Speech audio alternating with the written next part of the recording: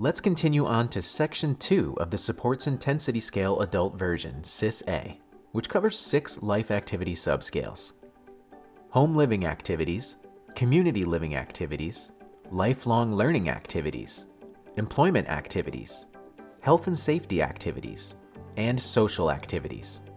Each subscale of adult life includes 8 to 9 life activity items. Each item begins with a verb and consists of a collection of actions. The rating key and set of instructions for Section 2 are different from those in Section 1A and 1B of the SIS-A. Just as with Section 1, the SIS-A interviewer will review all rating options and instructions for Section 2. Throughout this section, the interviewer will clarify information and provide examples. Let's take a look at the instructions first. These 4 instructions must be followed when completing Section 2 of the SIS-A. Number 1. This scale should be completed without regard to the services or support methods currently provided or available to the individual.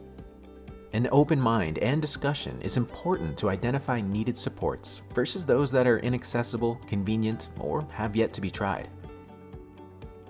Number 2. Scores should reflect the supports that would be necessary for this individual to be successful at each activity. This guideline is about success. With each item, consider what support the individual needs to meet the same expectations we have of others in their community. The interviewer will also share information and examples to help the team maintain the standard of success for each item. If the individual uses assistive technology, the individual should be rated with said technology in place. We all rely on the use of technology today, which should be reflected in the SIS-A ratings. Assistive technology is anything that an individual uses to help them in their lives. For instance, Ray uses a wheelchair to get around in the community. His team should consider the help from his wheelchair along with the support from his team when looking at the items in this section. Number 4. Complete all items, even if the individual is currently not performing a listed activity. This direction may seem odd, especially if there is an item that doesn't interest the individual or fit their current life. However, there are a couple of reasons for this. The first reason has to do with a representative and fair picture of the SIS-A. Every individual assessed with the SIS-A is rated using the same items and rating options. The ratings of an individual are then compared against the ratings of a group of their peers who are like them. This group participated in the norming and whose support needs make up the collective standard for the SIS-A. The second reason all items are completed is to give every individual the opportunity to explore, visualize, and ponder what it would look like to safely try a variety of adult life activities. At the SIS-A interview, the team will discuss the support that would be needed for the individual to be involved in each item. Even if the individual has no intention of becoming regularly involved in the activity. The results will then be a roadmap to follow if or when the individual and their team decide to use it.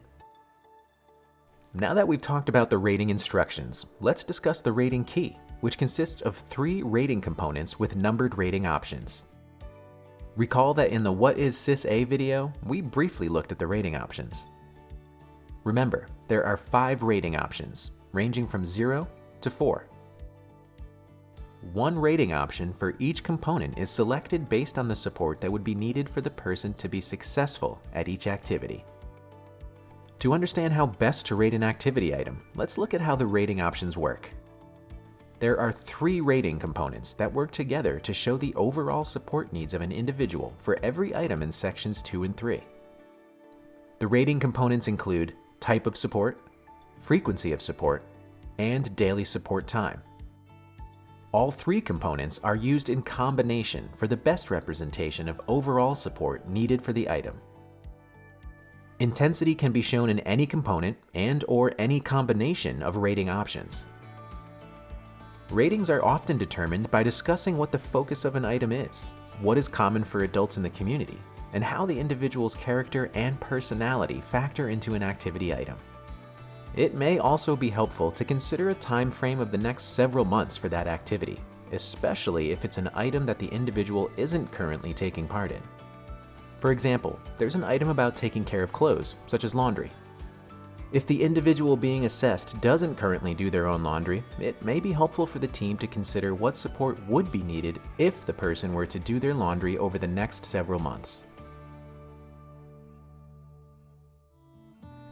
Now, let's consider how the rating types can be applied. The first rating component is type of support. The rating option selected for type of support represents the best overall fit for the individual.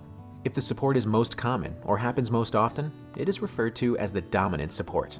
The rating may also represent the support that's most essential or most likely to help the individual succeed at the item. The next rating component is frequency of support. Take a look at the wording with each rating option to see the differences in how often support would be needed for the individual to be successful.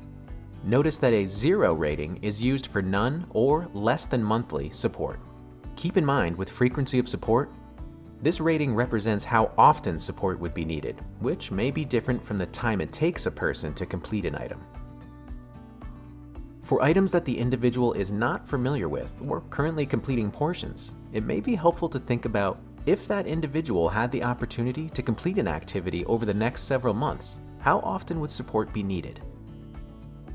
For example, what support would an individual need to complete all steps of taking care of their laundry if support was in place over the next several months?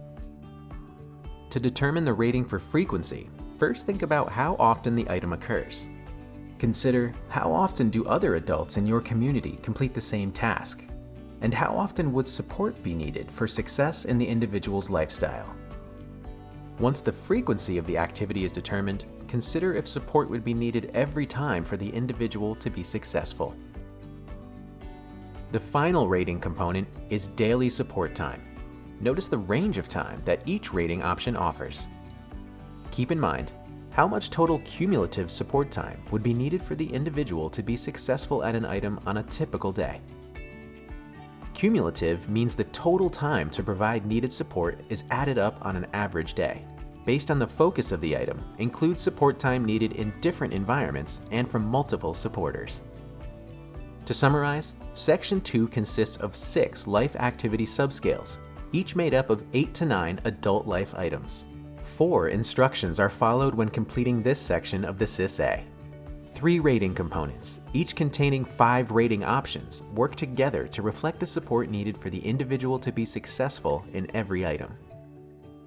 In future videos, we'll further explore Ray's and Donna's support needs through other life activities included in the SIS-A report. For more information about the SIS-A report, check out the SIS-A Respondent Handbook and the AAIDD SIS website, and contact your local SIS-A representative.